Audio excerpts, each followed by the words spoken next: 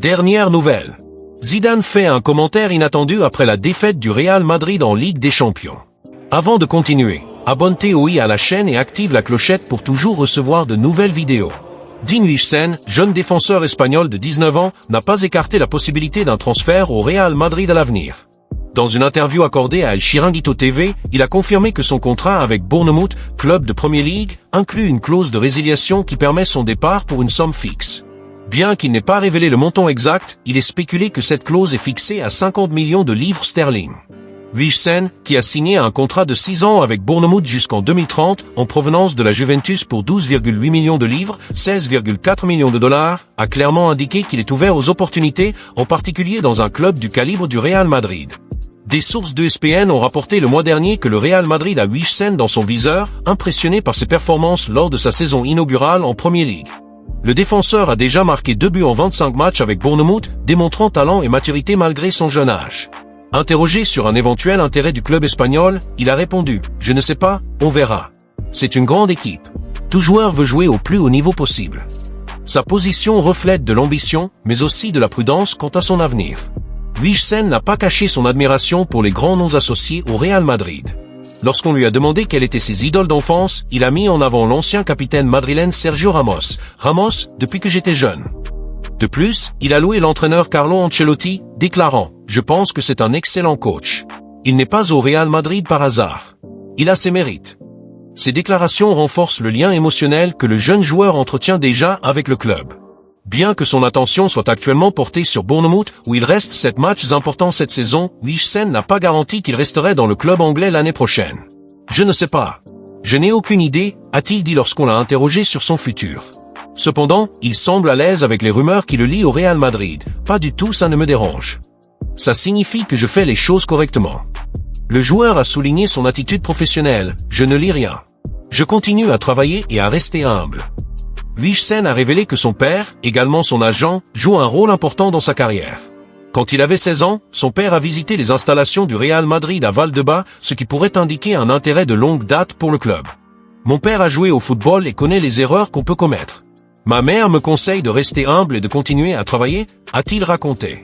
Par ailleurs, le défenseur a exprimé son souhait de terminer sa carrière à Malaga, le club de formation où il a débuté. « Ce serait un rêve de jouer pour Malaga à la fin de ma carrière. » L'intérêt du Real Madrid pour Huijsen prend encore plus de sens face à la situation actuelle de sa défense. Avec Eder Militao et David Alaba souffrant de graves blessures au ligament croisé antérieur cette saison, l'entraîneur Carlo Ancelotti a dû improviser, utilisant le jeune Raúl Asensio aux côtés d'Antonio Rudiger. L'arrivée d'un talent comme Huijsen pourrait être une solution à long terme pour renforcer la ligne défensive du club lors de la prochaine fenêtre de transfert. Dean Huijsen a une histoire de vie qui reflète un mélange unique d'influences culturelles et géographiques, ce qui contribue à façonner son identité en tant que joueur et personne. Né à Amsterdam, aux Pays-Bas, il a passé la majeure partie de son enfance et de sa jeunesse à Marbella, en Espagne, où il a déménagé très jeune avec sa famille. Cette transition entre pays européens l'a non seulement exposé à différents modes de vie, mais aussi au football de haut niveau pratiqué dans ces deux régions. Les Pays-Bas, connus pour leur tradition de révéler des talents techniques et tactiques, et l'Espagne, berceau d'un style de jeu basé sur la possession et la créativité, semblent avoir laissé des traces dans sa formation en tant qu'athlète. C'est à Marbella, cependant, qu'il a commencé à faire ses premiers pas dans le sport, en intégrant les catégories de jeunes de Malaga, un club qui a une signification particulière pour lui et où il rêve de terminer sa carrière à l'avenir. Le lien de Huijsen avec l'Espagne s'est encore renforcé en mars 2025, lorsqu'il a fait ses débuts avec l'équipe d'Espagne des moins de 21 ans, une étape importante dans sa jeune carrière. Cette convocation est venue récompenser ses performances impressionnantes en Premier League avec Bournemouth, où il s'est rapidement imposé comme un défenseur fiable et prometteur. Porteur le maillot de Aurora, même dans les catégories de jeunes, a été un moment de fierté pour le joueur, qui s'est toujours identifié au football espagnol. « Représenter l'Espagne est quelque chose de spécial pour moi », a-t-il déclaré dans une récente interview, soulignant son attachement au pays qu'il a accueilli dès son plus jeune âge. Ses débuts ont été marqués par une performance solide, montrant non seulement des compétences défensives, mais aussi une capacité à initier des actions depuis l'arrière, une qualité prisée dans le style de jeu espagnol. Cette dualité de racines néerlandaises par naissance et espagnole par éducation offre à Huijsen une perspective unique dans le sport. Il a mentionné dans des interviews avoir grandi en admirant des joueurs comme Sergio Ramos, une icône espagnole, tout en étant conscient de l'héritage des défenseurs néerlandais comme Virgil van Dijk, qui dominent la scène internationale. Son expérience multiculturelle pourrait être un atout dans son adaptation à différentes ligues et styles de jeu, un aspect que des clubs comme le Real Madrid, avec leur effectif diversifié, observent certainement avec attention. De plus, son déménagement à Marbella pendant son enfance a été accompagné de ses parents qui ont joué un rôle crucial dans sa carrière. Son père, ancien footballeur, a apporté une expérience pratique du sport, tandis que sa mère a renforcé des valeurs comme l'humilité et le dévouement, des conseils qu'il porte encore aujourd'hui. Ses débuts avec l'Espagne l'ont également placé sous les projecteurs des supporters et des analystes qui le considèrent désormais comme un potentiel futur membre de l'équipe senior. À 19 ans, il fait déjà preuve d'une maturité au-delà de son âge, tant sur le terrain qu'en dehors. Sa carrière internationale a débuté tôt, mais c'est en Premier League qu'il a acquis une visibilité mondiale, ce qui a accéléré sa convocation en sélection. Pour Huijsen, jouer pour l'Espagne est plus qu'une réussite professionnelle, c'est une manière d'honorer le pays qu'il a façonné en tant que joueur et individu. Alors que des clubs comme le Real Madrid et le FC Barcelone suivent son évolution, son identité espagnole, forgée à Marbella et confirmée avec le maillot national, pourrait être l'élément déterminant qui le propulsera au sommet du football mondial dans les années à venir. Pour l'instant, il reste concentré sur sa progression, mais le rêve de représenter l'Espagne sur une scène encore plus grande commence déjà à prendre forme dans son esprit ambitieux. Zidane s'expresse après la défaite du Real Madrid.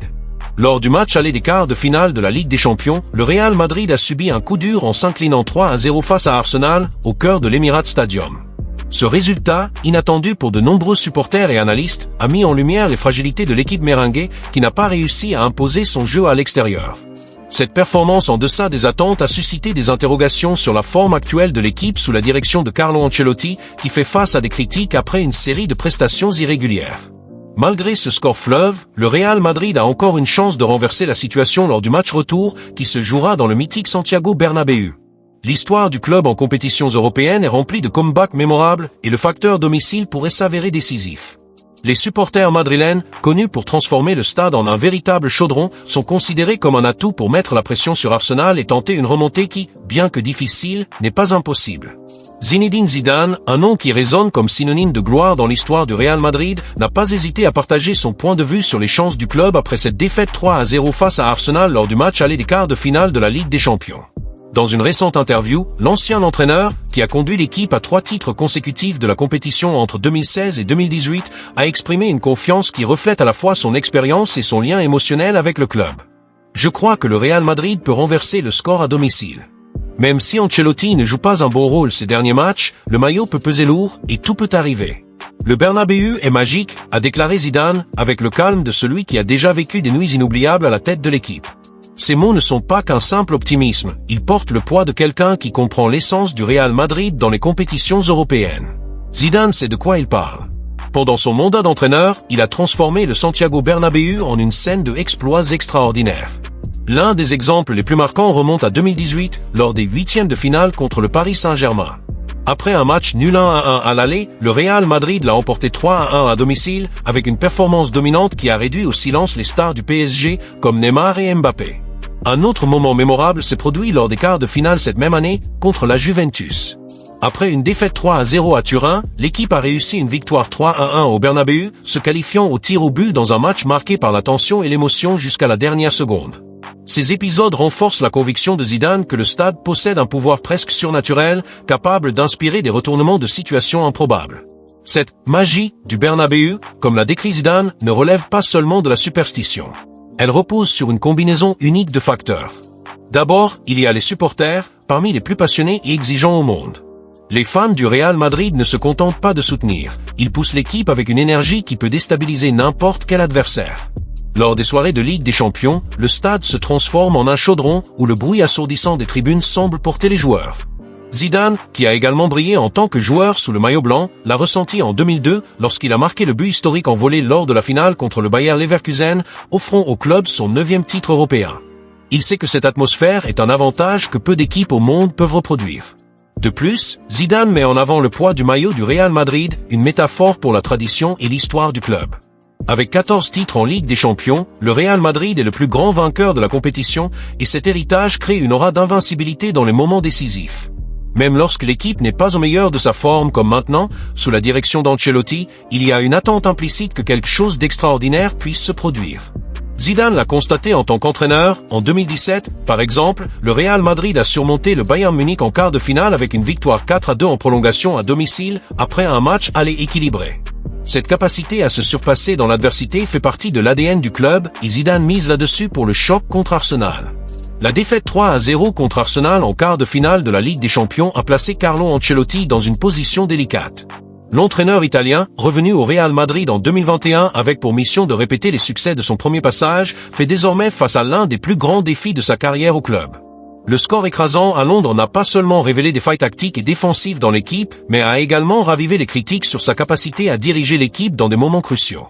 Ancelotti, connu pour son calme et son expérience, devra trouver des réponses rapides pour renverser une situation qui, à première vue, semble désespérée. La pression est immense, mais le technicien a déjà prouvé par le passé qu'il sait gérer les revers, comme lors de la campagne pour le titre européen en 2022, lorsque le Real Madrid a surmonté des adversaires comme le PSG, Chelsea et Manchester City dans des matchs épiques au Bernabéu. Cependant, le contexte actuel est différent. Les derniers matchs du Real Madrid ont montré une équipe irrégulière, avec des difficultés à maintenir la constance qui a marqué ses grandes conquêtes. La défense, autrefois solide, a souffert d'inattention, tandis que l'attaque, malgré des talents comme Vinicius Junior et Rodrigo, n'a pas su être efficace contre Arsenal. Ancelotti devra ajuster sa stratégie, peut-être en modifiant le milieu de terrain pour apporter plus d'équilibre ou en misant sur des variations tactiques pour surprendre l'adversaire. De plus, le coach devra redonner confiance aux joueurs, dont beaucoup semblaient abattus à la fin du match à Londres. La tâche n'est pas simple. Arsenal, dirigé par Mikel Arteta, a montré de l'organisation et de l'intensité, des qualités qui pourraient encore compliquer la vie du Real Madrid si elles ne sont pas neutralisées. D'un autre côté, le poids de l'histoire joue en faveur des Merengues. Le Santiago Bernabéu n'est pas qu'un stade, c'est un symbole de résilience et de gloire lors des soirées de Ligue des Champions. Combien de fois le Real Madrid n'a-t-il pas renversé des scores improbables à domicile ? En 2018, par exemple, l'équipe de Zidane a surmonté des désavantages contre le PSG et la Juventus, avançant grâce à des performances mêlant technique, détermination et le soutien assourdissant des supporters. Plus récemment, en 2022, l'équipe a réalisé l'un des comebacks les plus palpitants contre Manchester City en demi-finale, avec 2 buts dans les dernières minutes qui ont conduit le match en prolongation, finalement en finale. Ces moments alimentent